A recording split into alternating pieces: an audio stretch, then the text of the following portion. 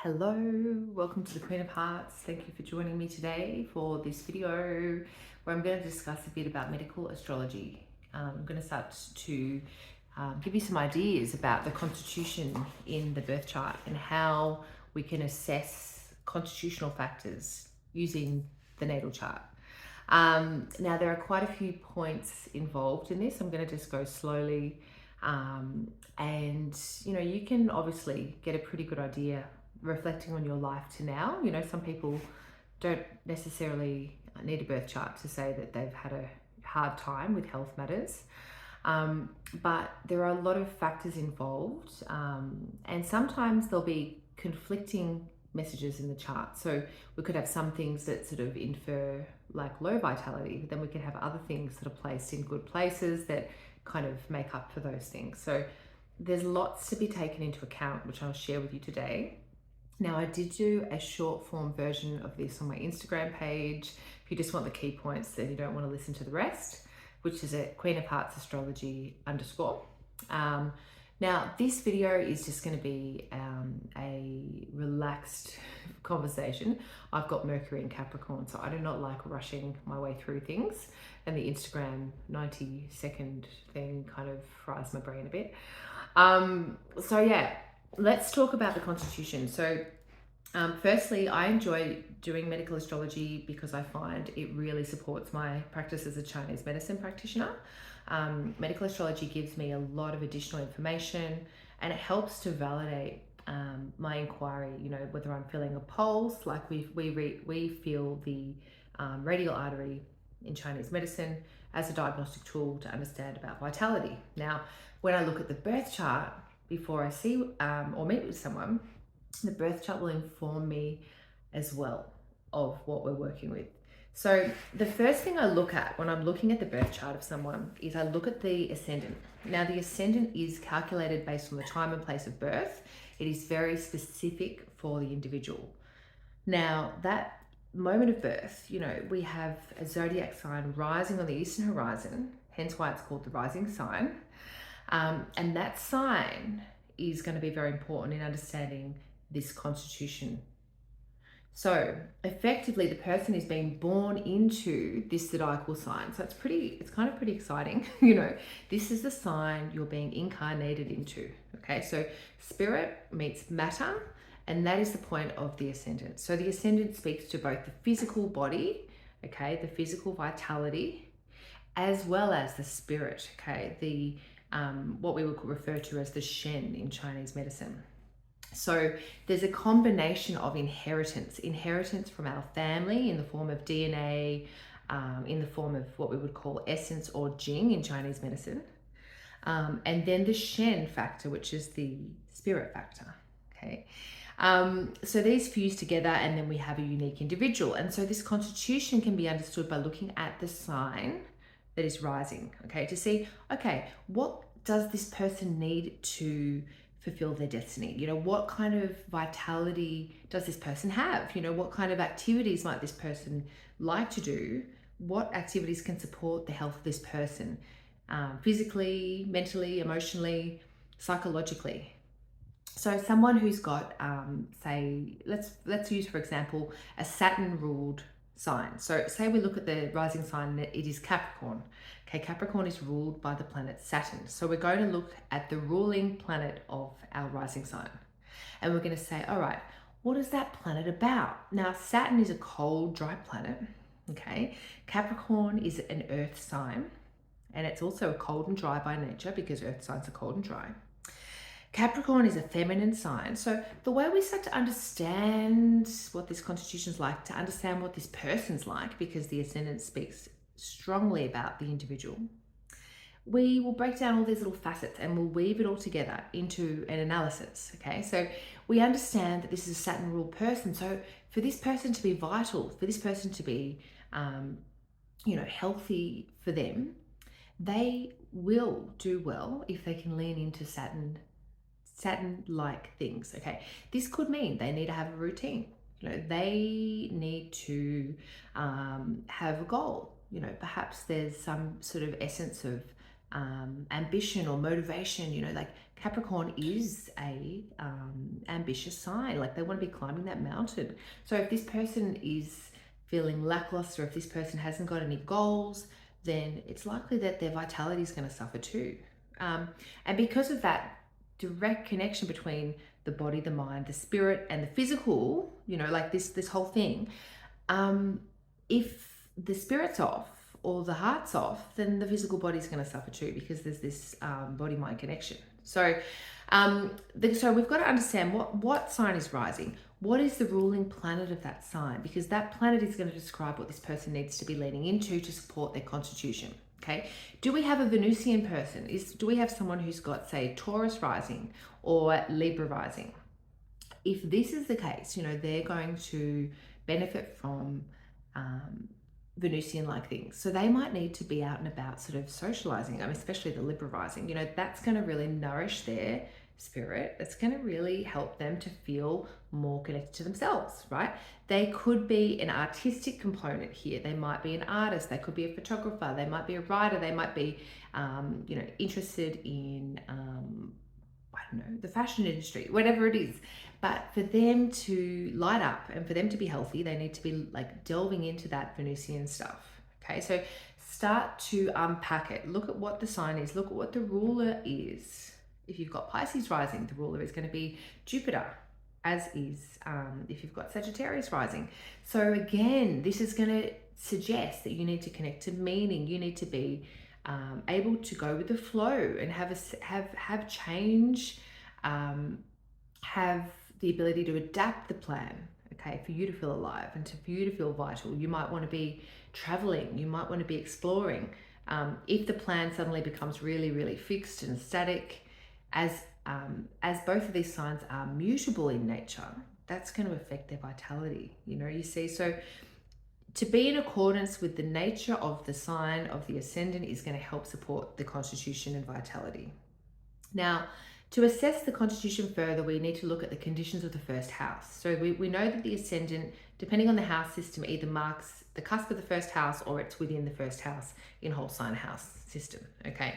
Now, looking at the whole first house is important. So we know we have got a certain rising sign, but what other planets are in that house? Because those planets are going to bring things to that constitution. Okay. Do we have, for example, one of our malefic planets in there, like Mars or Saturn? Because they will bring conditions with them. Okay, Mars is likely to bring heat and inflammation. It could bring toxicity, depending on the zodiacal sign it's in. It could bring conditions like damp heat, like what we would call damp heat in Chinese medicine, which is kind of like toxic heat. If we've got Saturn in the first house, we could have conditions of coldness, conditions of stagnation. We could have things like arthritis. We could see things like blockages. Now, this is amplified, and this is getting a bit more advanced, but this is amplified if the planet that lands in the first house is the ruler of the sixth house, okay? Because the sixth house is the house of illness. And so if the sixth house ruler is in the first house, this brings together conditions of illness entering into the constitution. So this is something to be aware of. Now, other things we look for any planets aspecting the ascendant, okay? Because we know that the ascendant has something to say about constitution, and so any planets that are actually looking at that point or having a conversation with the ascendant are going to be bringing some of their own, unique aspects or their own unique kind of character toward that. So say, for example, we've got Aries rising, and we have, say we have the planet, say we've got Mercury aspecting that Aries rising. Say we've got Mercury in Gemini aspecting that, okay? Now, Mercury in Gemini is a very strong place for Mercury. It is very, very agile. It is very, very quick and witty, but it can sometimes bring about a sense of mental agitation or anxiety, okay? If we've got that aspecting the ascendant, now admittedly it's not a square aspect, but it's still looking from that place, we could notice this person is pretty quick, but they could be inclined to having a little bit of nervous system stuff going on, especially if, say, that Mercury was ruler of the sixth house or the eighth house, or the 12th house. So these are our houses that are more challenging that we look to in medical astrology when we're trying to understand, what are the sensitive spots. Okay, so we understand now we've got our ascendant, we've got our planets in the first house, we've got our planets aspecting the first house, especially the ascendant. Okay, we've also got our luminaries, our sun and our moon to consider. Very important. I'm just going to make myself a bit brighter because the sun has gone down. Isn't it great with a phone you can make yourself look like the sun has not gone down? So yes, our luminaries, we have to look at these because the sun is essential when we're looking at our, like that spark of vitality. Okay, it's that fire, it's that yang energy, okay, that keeps all of our faculties actually working and awake. It is the spirit aspect, okay, the yang, it is the vital force. Okay, it is the spark. It is what fires up the kidneys in Chinese medicine that actually creates life. Okay, which keeps you alive, because once that fire runs out, we have the separation of yin and yang, and then we pass away. So the sun is essential for vitality. Okay, looking at the placement of the sun is important. Okay, what sign is the sun in? Is the sun really strong by sign? Okay, is the sun in Aries or is the sun in Leo perhaps? Because if so, that is likely to be a greater place of strength. Okay, because the sun has sensual dignity there by domicile and exaltation. Okay, other things to look at. What house is the sun in? Now this is important as well. Is the sun in one of our angular houses? Now, angular houses are the first house, the 7th house. Okay, these are opposite each other. The 4th house, the 10th house. Angular houses are going to have a louder voice, okay? Planets in angular houses are going to be stronger. Okay, they're going to be able to, or more inclined to bring forth the things that they want to bring forth. And this is a strengthening aspect, even if the planet is not in a strong sign for that planet, okay?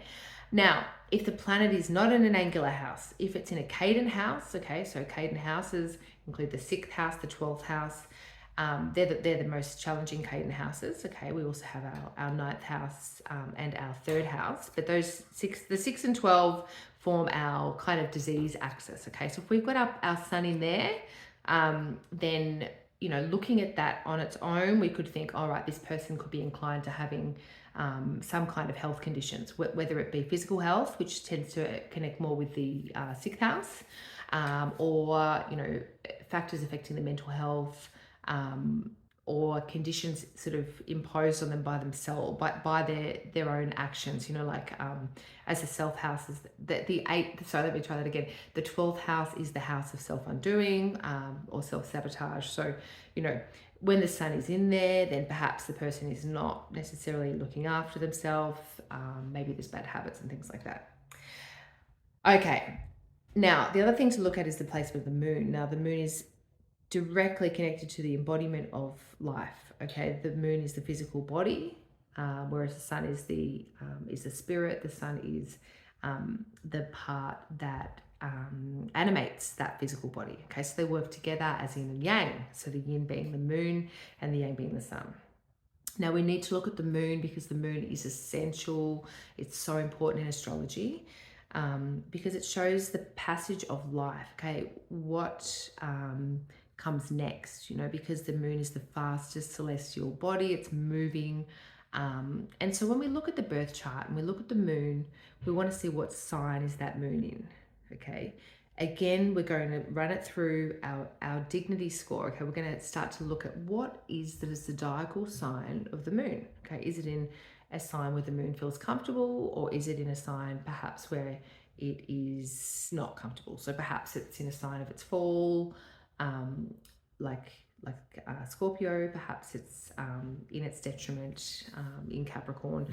These words just tend to indicate that the moon, and what the moon means in terms of providing safety, providing structure, providing support, providing nurturing. These things can be harder to come across, or they can fall apart and need to be regrouped throughout life. So people who have the moon in these challenging signs, they can have a bit more of a topsy-turvy time. throughout that life passage. Now, if the moon is exalted or in domicile, then the moon is said to have greater strength and be more able to bring forth those qualities, or to more able to receive that nurturing and to feel safe, But of course, there are so many factors. We can't just take this on its own. We could always be having like a really lovely moon in Cancer, and it could be being maltreated by Mars or Saturn. There's lots of things that could affect it, and the house placement also plays a factor here. Okay, so we need to look at the placement of the house, the placement of the moon in the house of the natal chart as well. Because again, if the moon is angular in one of our 4 angular houses, then that moon is going to have more agency. It is going to be a little bit stronger, or it's going to be a lot stronger than if it was in a cadent house. So, when we look at all these factors together, we can see a picture. Now, for most people, there's going to be a kind of a middling feature. They're going to have some good things, some not very good things, and it'll kind of come about the middle. Other people, they might really struggle. They could have the ruler of the ascendant. Perhaps it's in a very challenging house. Perhaps it's not very well placed by sign. Perhaps it's getting aspected, by a square, a superior square by Mars, who happens to be, the malefic contrary to sect in a day chart. This is more astrology talk, but really there are lots of factors to take into account. Now, we know that the natal birth chart is that foundation. Okay, this is our kind of constitutional framework that we come back to. Okay, now there are changing conditions all the time. Okay, we've got our real-time charts that we always need to look at, because while our constitutional conditions, so things that we could have had since we were, young, usually in Chinese medicine they say before the ages of 7 and 8, okay, which are the cycles. Things that have been with us since childhood, including traumas and all of that stuff, ties into the constitutional chart.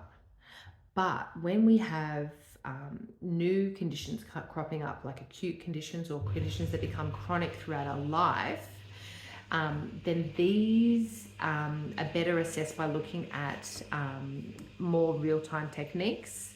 So we could be assessing our solar return chart for that year, for example. We might want to be looking at our monthly return if it's a really acute thing, or we want to be looking at the movement of the moon in acute conditions, and the movement of the sun for more chronic conditions. So there's a lot here. But yeah, just to revise, just to kind of wrap this one up, the key things to look for when assessing the constitution as a starting point are the sign that is rising on the ascendant at the time of birth. Okay, and the conditions connected to that sign. Is it masculine, feminine, or yin and yang? Choose your preference there.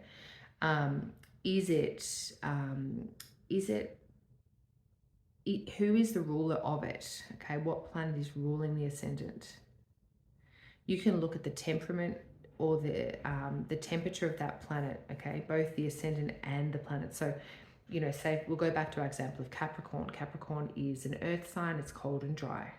Okay, that gives us a clue to the temperament of the person. There's a chance, and there's lots of other factors involved in assessing temperament, but just straight off the cuff with a Capricorn rising, we could say, okay, that's a melancholic humor that's inclined to maybe to seriousness, or to being very studious, or to being a little bit conservative, not wanting to take too many risks, straight off the cuff.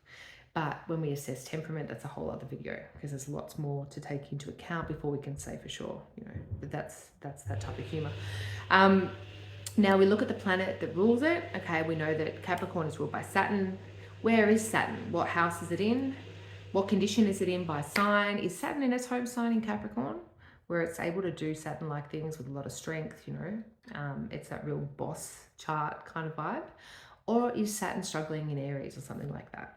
Okay, so we need to see where is that ascendant ruler placed by sign, by house, as well as what aspects are being made by that or to that planet. and can it see the ascendant or not? You know, that helps as well. If a planet can see the ascendant, then it's more able to actually have a say or influence the conversation around constitution. Okay, whereas if it's in one of these challenging houses, like the 12th house, the 6th house, or the 8th house, where it's in aversion to the ascendant, it cannot see that vitality. Then if that Saturn is there, then it's going to be a lot harder for it to manage the topic of health and vitality. So other things we look for as well, as a quick reminder, we look at our two luminaries, so our sun and our moon, okay, for our yin and yang, for understanding our physical body, understanding our spirit, understanding our vitality, like that spark of life in the sun, and the way that we move through the world in terms of in our physical body, in terms of our emotional body, and the interaction between the level of physical and emotional with the sun and the moon. And again, we look at the condition of those planets. We look whether they are in signs that are dignified for the sun and the moon. Are they in good houses? And are they able to see each other as well? So it helps if the luminaries can actually see each other, as well as see their own rulers. So these are all key features, and I know this is quite complicated, but these are key things to look for when you're assessing the vitality. Now, ideally, we would like to see luminaries outside of these challenging houses. We'd like to see them in good houses. Traditional or Hellenistic astrology would call certain houses good houses. So houses with greater agency and vitality. So the 1st house, the 7th house, the 11th house, the 10th house, the 9th house, the 4th house, the 3rd house. The 2nd house is okay too. And the other ones are a bit more challenging. So, are they in those houses or not, And if they're not, if they are in the challenging houses, then it is possible that this person could have, some health things to deal with. And even if they're not, we see throughout life and as we age, things crop up, and these things may tie into our natal birth chart, although they could come through in our solar return charts. And that's why it's important to be looking at these unique charts that are cast every year on your birthday, or slightly the day before or after, depending on when the sun returns to that exact point. But when we look at the solar return, we can see the conditions for the year ahead. Now, if we notice that some health things have started to crop up, if we can actually look at the solar return, we can see the likely progression of that health stuff over the next 12 months. So, I'd just like to finish this by suggesting if anyone is interested in going further into this, you can reach out for a medical astrology session with me, and I will take you through all of this and more. And you can book that on the website at queenofheartsastrology.com. Now, I know this has been a lot. I just wanted to give you an overview. If you've got any questions, please don't hesitate to ask, and I will be back again soon. Bye for now.